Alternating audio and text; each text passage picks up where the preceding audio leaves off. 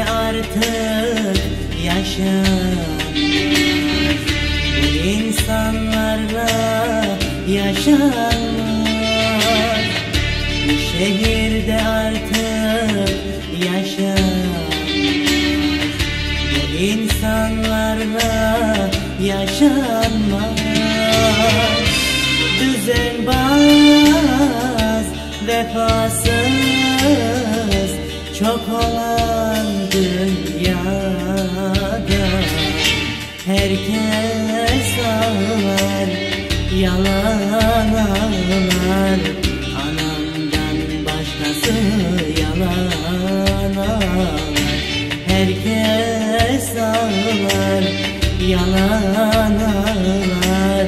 Anamdan başkası yalan ağlar.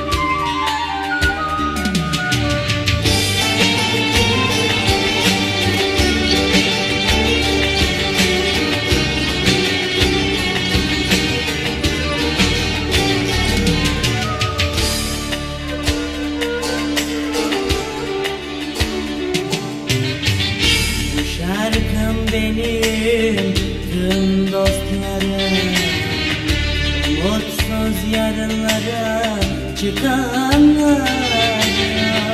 Bu şarkım benim tüm dostlarım, mutsuz yarınlara çıkanlara.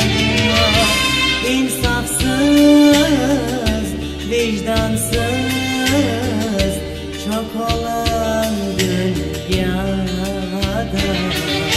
herkes doğru, bir ben yanlış. Boş ver dostum, boş ver, dünya böyle. Herkes doğru, bir ben yanlış. Boş ver dostum, boş ver, dünya böyle. Herkes ağlar, yalan ağlar. Anamdan başkası yalan ağlar.